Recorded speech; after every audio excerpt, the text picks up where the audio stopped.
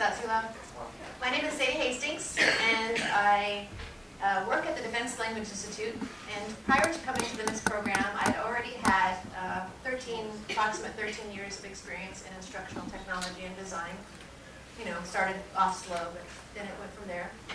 And when I decided to come into the MIS program, I knew that in order to be able to face a rigorous program like this, I was going to have to do so with something that I was already working on.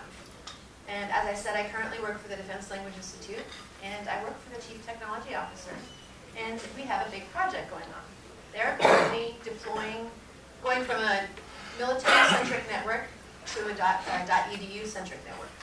This will allow a lot of new cool things to come about, but it will also mean a lot of change. And we have a very diverse constituency, both in age and knowledge of technology and race and culture. So all of those things can factor in as well. So all the things are going to change. It's not just going to be a network infrastructure. We're actually changing the operating system. We're pretty much a Windows-based system. We're going to Windows and Mac. And we're deploying iPads and MacBook Pros to all of the faculty and students. We're also deploying products that we couldn't deploy previously in a mill network because they weren't allowed, such as Sakai, which is an open source learning management system, and other tools that are open source that we normally wouldn't be able to, but are more robust and used out in the educational community right now. So I mentioned that faculty and students were going to be getting this new technology. One of the things that hadn't happened in the past was students were issued iPad or tablet PCs and iPods, but the faculty weren't issued either of those. So it was great for the student, but the faculty really didn't have a good way to kind of, make lessons and things and integrate those kind of tools into the classroom. Now, faculty development in different places try to help them do those kind of things, but without that kind of technology, it's kind of hard to do those kind of things themselves. So part of this project is deploying not just these systems, but also the same technology to the faculty as the students have, but it's new technology altogether. Now they're going to have dual boot MacBook Pros that kind of have an identity issue. They're both Windows 7 and Mac OS, and they're also giving them iPads. So the only difference with the faculty is they'll actually have a desktop with a monitor and stuff like that to make it easier. Then in the classroom, they're going to have huge TVs that are not quite as big as that screen, but pretty big and nice.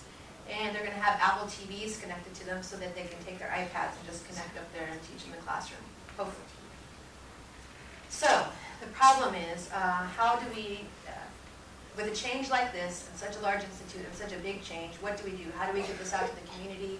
How are we able to make them excited about it and want the change to happen, and then also willing? So the idea is that, so how should they be instructed? I think that they should be instructed, or thought they should be instructed, with the same tools, the same kind of environment as they would be going into, as much as possible. That's, can't be entirely sure to do all of that, but as much as possible, the same tools in the same environment that they were going to be faced with. In addition, whether they knew it or not, in the language classroom, there's a very Vygotskian kind of thing that goes on with the student and the faculty, the student and the faculty, and the way that they scaffold, and the student kind of becomes the teacher as well. So whether they know it or not, they're already kind of doing that. And so I kind of thought maybe in the online realm, communities of practice might kind of help. They could take these modules, these training online, and then they could also come back later and be able to talk to each other and ask each other questions and hopefully really get each other going and wanting to stay. And then also telling other people how great it was. So the whole idea is to improve the organizational performance and make people excited about this rather than resistant. And this is going to hopefully make the whole institute happier. I primarily focus on faculty, but the plan is also students, so that even makes the age range even further.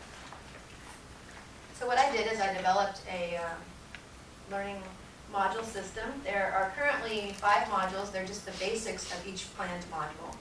I used several of the technologies that we learned in the MIS program, as well as some other new technologies. Originally, I had planned to put it entirely in our learning management system I mentioned called Sakai, but I found as I went along that there were maybe some better ways to go about this. Additionally, as we went through the project, like some other people have mentioned, things change. This is a constantly evolving thing. And it looks like more and more the chances that we are going to maybe house more of this in our wiki on steroids. It's pretty great. So we will want to put all of our training material there, or most of our training material, so some of this might lean that way. So I developed, instead of everything in Sakai, I developed a website and put some other tools along with it. Where possible, I used existing technologies both to cut down on the time, and not reinvent the wheel, and also to kind of bolster some of the technologies we already pay for but people underutilize. And then I also created some modules of my own that were specific to our institute. So I'm going to give you a little bit of a demonstration. Actually, first, before I give you this demonstration, moving forward, what I would like to do, because this really did work out. I worked with like eight faculty, and everything seemed well except for the whole community practice idea. That didn't really follow through. And so moving forward, what I'd like to do is some study into how we can make or help them to be better digital citizens. So, because they're going to have to do that with their students as they go forward anyway.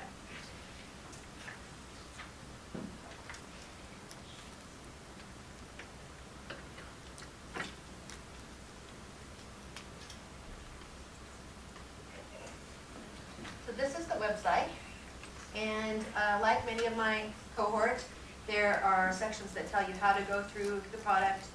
You don't have to go through it linearly. You can come back or to the beginning or go whichever structure you want. Ideally, we would have students that go along in it together, but I found that that's not necessarily going to always work as well. Each section, starting page, there's these little bulky. Welcome to the Language Education Network Training Series. That's me, or at least This how I training envision series myself. is intended to provide you with the basic knowledge needed to get started in the new network environment. Okay, so she tells you about what you're, basically how you're going to get started. And each one of the main pages has that. And then each page has training material, usually a video that goes with it, and some text material, as well as an assignment sheet that tells the student how they can go through and complete all the objectives from the beginning. And I have just a screenshot, but there was discussion, which is part of that whole community practice. A lot of the assignments go back to this, and they have to answer questions in here as they move forward.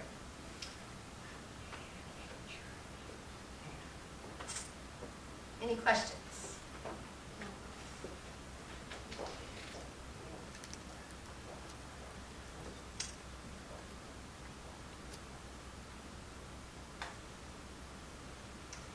Questions? I would like to thank all of you. You know who you are.